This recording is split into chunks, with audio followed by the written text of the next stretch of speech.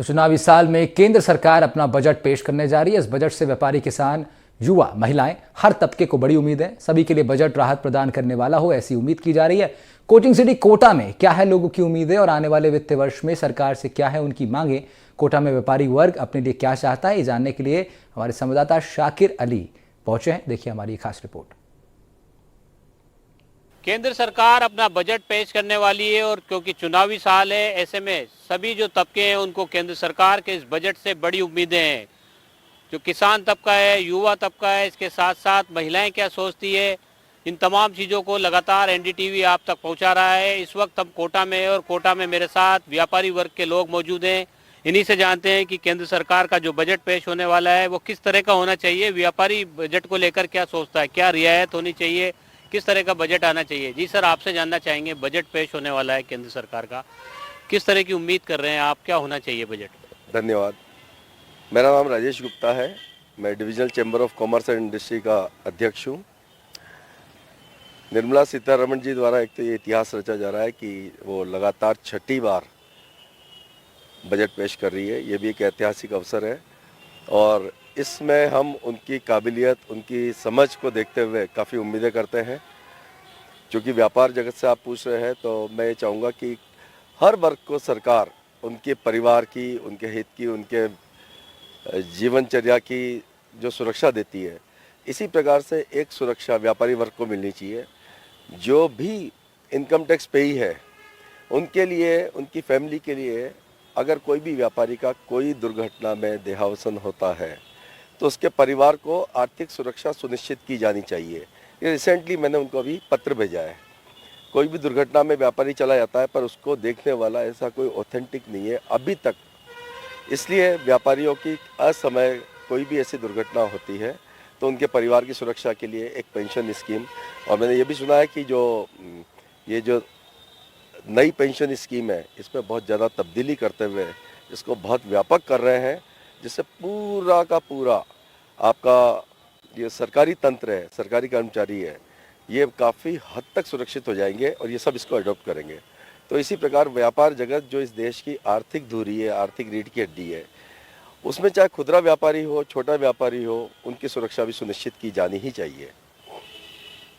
इसके अलावा और क्या आप लग करते हैं उम्मीद, जीएसटी वगैरह की या दूसरी और चीज़ें हैं उसमें कुछ रियायत या कुछ टैक्स को जो है बहुत तो उसकी शिथिलता की जाए, इस तरह की भी बात? ये हमारा ये स्पष्ट मानना है कि कई ऐसे विकसित देश हैं, उनके मॉडल को हमको अडॉप्ट करना चाहिए।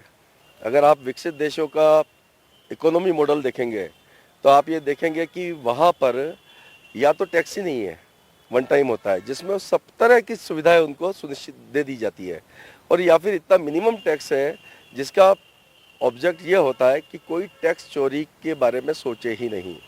वही मैंने डिमांड की है माननीय सीतारमण जी से भी कि टोटल जीएसटी स्लैब को 5% आप कर दीजिए। कोई भी व्यापारी ये चाहता ही नहीं है कि वो देश हित में उसका योगदान ना हो। वो 100% टैक्स देना चाहेगा, 100% जीएसटी देना चाहेगा, 100% बिलिंग करना चाहेगा और देश के विकास में अपना भी कुछ न कुछ आहुति जरूर हम देना चाहते हैं। अब चूँकि 28% है तो वो थोड़ा सा बहुत अव्यावहारिक है। आज हम 6 से 7% इनकम पे बिजनेस करते हैं, उसमें बहुत बड़ा हमारा स्टाफ का होता है, दूसरे खर्चे होते हैं। 5-6-7% तो हमको इतने मेहनत, इतनी स्टॉकिंग, इतने रिस्क, इतने लोन के बावजूद हम उस प्रॉफिट मार्जिन पे काम करते हैं। अमूमन एवरेज व्यापारी 10% के एवरेज पे काम कर पाता है जो भी कंपनियों से काम कर रहा है, और सरकार को हम बैठे बैठाए उनको, उनके लिए हम 28% और 18% कमा के उनको दे रहे हैं। न सिर्फ उनके लिए कमा रहे हैं बल्कि उन तक पहुंचा भी रहे हैं।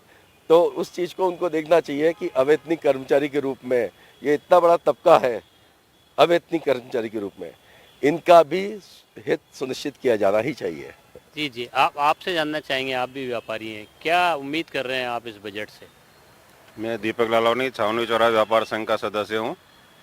इसमें टैक्स स्लैब थोड़ा नॉमिनल करके इसको, एक तो 4-5 तरह का अलग अलग टैक्स है वो थोड़ा कम किया जाए, 2 स्लैब पे लाया जाए, 5% सही रहेगा बिल्कुल। और इसके अलावा जैसे व्यापारी तबका जो भी रिस्क उठा के काम करता है, इसमें मूल के साथ साथ कई बार जैसे व्यापारी 100% कैश पे काम नहीं कर पाता है, उधार भी होती है बिजनेस में, तो उसमें मूल के साथ साथ जीएसटी का भी पैसा उधार में डूब जाता है कई बार। तो हमारा मूल तो जाहिर है, उसके साथ साथ जो जीएसटी का पैसा डूब रहा है वो भी गवर्नमेंट को भरना पड़ता है। तो इसका थोड़ा सा मतलब जैसे जीएसटी कम रहेगा तो वो लोड भी व्यापारी पे कम रहेगा। और इसके अलावा व्यापारी के लिए कुछ अगर पेंशन वगैरह हो सके, आगे ज़िंदगी भर टैक्स देता है व्यापारी, तो उसके लिए कुछ किसी भी तरह से पेंशन की कुछ रियायत या और कुछ रियायत हो सके तो वो ज़्यादा अच्छा रहेगा इसमें। व्यापारियों की ओर से भी पेंशन की मांग की जा रही है। जी, आपसे जानना चाहेंगे, बजट आने वाला है, क्या उम्मीद कर रहे हैं आप? धन्यवाद जी, मैं अंकुल जैन। बजट में जैसा कि अभी सबने बोला जीएसटी के स्लैब, वैसे तो दो ही स्लैब होने चाहिए। एक एग्जेम्प्टेड का जो एसेंशियल कमोडिटीज़ है उनको एग्जेम्प्ट किया जाए, जैसे खाने पीने की वस्तुएं आदि हैं। उसके अलावा एक सिंगल टैक्स होना चाहिए ताकि व्यापारी जानबूझ के गलती नहीं करता है, लेकिन जीएसटी वाले कुछ ना कुछ कॉम्प्लिकेशन निकाल के उसको ज़बरदस्ती फंसाने की कोशिश करते हैं। तो अगर एक सिंगल टैक्स स्लैब होगा तो किसी को भी कॉम्प्लिकेटेड नहीं रहेगा। और जीएसटी इटसेल्फ बहुत कॉम्प्लिकेटेड इन्होंने कर रखा है और उसमें व्यापारियों के ऊपर बहुत ज़्यादा पेनल्टीज़ हैं, बहुत ज़्यादा, मतलब छोटी सी गलती जो वो जानबूझ के नहीं भी कर रहा है लेकिन उसके ऊपर भी उसकी इतनी ज़्यादा भारी पेनल्टी लेते हैं ये लोग। और इतना कॉम्प्लिकेटेड कर रखा है उस सिस्टम को कि एक आदमी आपको स्पेसिफिकली जीएसटी के रिटर्न और जीएसटी के डॉक्यूमेंट्स के लिए चाहिए। तो एक बहुत बड़ा लोड सिर्फ अकाउंटिंग डिपार्टमेंट के अकाउंट्स मेंटेन करने का एक आम व्यापारी पे पड़ गया है।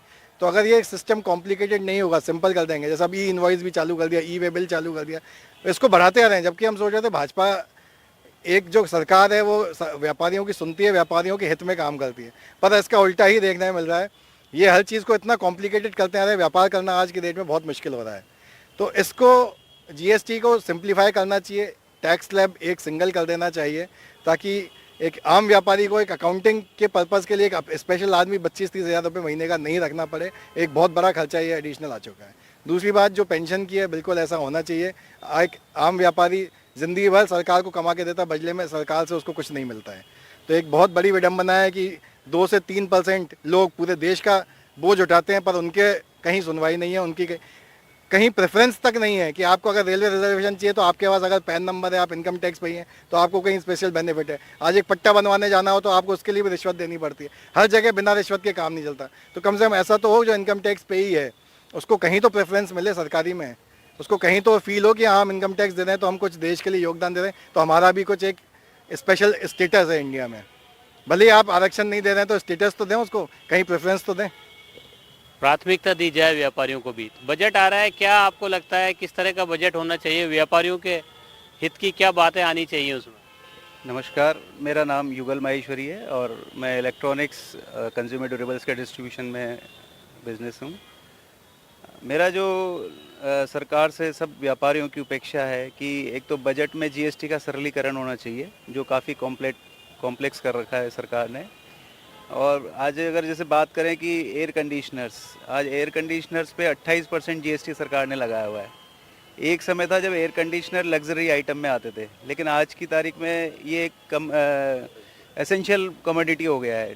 तो एक आम पब्लिक को अगर राहत की बात करें तो इसमें अगर जीएसटी में कम किया जाए, इसको 18% या और कम पे लाया जाए तो एक आम पब्लिक को इससे बहुत फ़ायदा होगा, बहुत राहत मिलेगी। इसके अलावा जीएसटी इनकम टैक्स की जो स्लैब्स हैं उसमें थोड़ा फ़ायदा देना चाहिए। इससे बैंकों में पैसा आएगा और बैंक में अगर पैसा आएगा तो वो बाज़ार में पैसा आएगा और इससे व्यापारियों का व्यापार अच्छा चलेगा। तो यही सब हमारी आशाएं हैं कि सरकार इन सब पे ध्यान दे। जी, आपसे जानना चाहेंगे, यश जी बताएं, क्या उम्मीद कर रहे हैं केंद्र सरकार के बजट से और व्यापारी क्या सोचता है बजट को लेकर? मैं यश मालविया, सेक्रेटरी कोटा व्यापार महासंघ। आपने देखा कि सभी अलग अलग तरीके के व्यापारी आपके सामने यहाँ पे खड़े हुए हैं और मैं समझता हूँ कि जितने भी हम लोग टैक्स दे रहे हैं सबके स्लैब्स अलग अलग हैं जीएसटी के। तो मैं सबसे पहले तो सरकार से ही निवेदन करूँगा कि सरकार जितने भी लाइफ सेविंग प्रोडक्ट्स हैं उन पे जीएसटी को कम से कम दर पे करे, क्योंकि लाइफ सेविंग प्रोडक्ट्स पे भी अगर अपन जीएसटी लागू कर देते हैं तो बहुत सारी चीज़ें ऐसी आ जाती हैं सामने कि हम कहीं ना कहीं, क्योंकि हर तबके का व्यापारी यहाँ पर काम कर रहा है और मात्र 4% लोग ऐसे हैं जो शायद अपने जीएसटी और सेल टैक्स और ये सब दे रहे हैं इनकम टैक्स सरकार को। उसके बावजूद भी अगर सरकार उन लोगों की नहीं सोचती है तो कहीं ना कहीं व्यापारी के साथ में कूटाघात हो रहा है।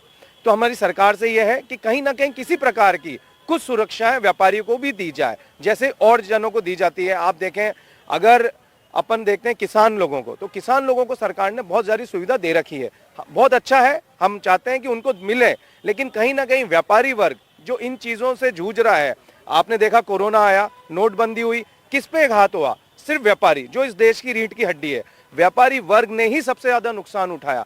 तो सरकार से यही अपेक्षा है कि जीएसटी स्लैब्स को थोड़ा सा कम करके, जिससे आपस में हमारा व्यापार भी बढ़े, सब आपस में हम, क्योंकि व्यापारियों के भी परिवार होते हैं, तो जीएसटी जितना कमा रहा है उससे ज़्यादा तो वो सरकार को दे रहा है, उनके अपने एम्प्लॉयज़ होते हैं, उनको सैलरी भी पे कर रहा है, सब कुछ हो रहा है, उसके बावजूद भी व्यापार कहीं से कहीं अपना लोन लेकर, इधर उधर से सब चीज़ें करके, हुंडी लेकर अपना आदमी व्यापारी कर रहा है, व्यापारी व्यापार कर रहा है।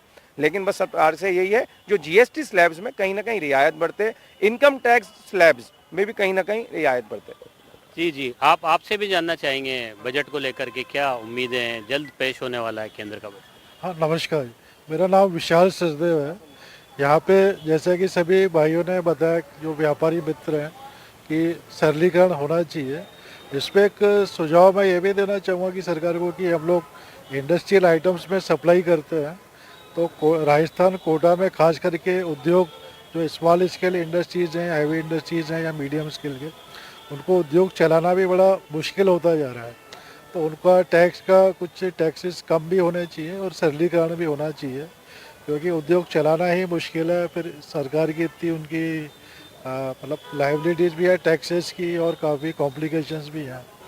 और उसमें अगर सरकार एक व्यापारियों को और उद्योगों को एक प्रोत्साहन भी देती है कि उनकी कुछ पेंशन के बहाने या कुछ उनको मिला जाए, तो उनको एक इनकरेजमेंट भी मिलेगा, तो वो आगे बढ़ के सरकार को टैक्स ज़्यादा से ज़्यादा देने की सहयोग भी करेंगे। और उनको, क्योंकि उनको भी पता है कि हमें उसमें एक सरकार हमारा भी सुरक्षा का ध्यान रख रही है, तो उस पर भी एक विचार उसमें होना चाहिए। और कोटा राजस्थान में देखा गया है कि जिस तरह से यह उद्योग नगरी थी और उद्योग अभी हैं, उसके हिसाब से बहुत कम है। तो थोड़ा सा उद्योगों पे भी ध्यान देके और उस पर उद्योग बढ़ाया जाए, ताकि रोजगार और समृद्धि देश की हो जाना चाहिए। ये सुझाव है उसमें। जी जी, आपसे भी जानना चाहेंगे, आप युवा हैं, युवा उद्यमी हैं, क्या सोचते हैं बजट आने वाला है? जी नमस्कार, मेरा नाम प्रखर वर्मा है और मेरी एक छोटी सी आईटी कंपनी है यहाँ पे कोटा में। बेसिकली जीएसटी और इनकम टैक्स एग्जाम्पशंस इनकी तो सब बात करते ही हैं, लेकिन जो डिडक्शंस मिलते हैं, जैसे फॉर एन एग्जांपल 80D का जो डिडक्शन है, जिसमें आपका इनकम टैक्स अपना ये इंश्योरेंस प्रीमियम के ऊपर 25,000 रुपये का डिडक्शन मिलता है और 50,000 का जो अपने एजेड होते हैं उनको मिलता है। वहाँ पे भी डिडक्शन की लिमिट बढ़नी चाहिए, बिकॉज मेडिकल एक्सपेंसेस भी इतने ज़्यादा हो गए हैं आजकल कि 25,000 एग्जाम्पशन तो उसके सामने कहीं मायने ही नहीं रखता। तो ये डिडक्शंस भी जहाँ मिलते हैं वहाँ पे भी ये डिडक्शंस की लिमिट अगर बढ़ाएंगे तो कहीं ना कहीं इनकम टैक्स में पे करने में वो बेनिफिट मिलता ही है। तो बाकी सब चीज़ों को ध्यान रखते हुए डिडक्शंस का भी थोड़ा ध्यान रखना ज़रूरी है।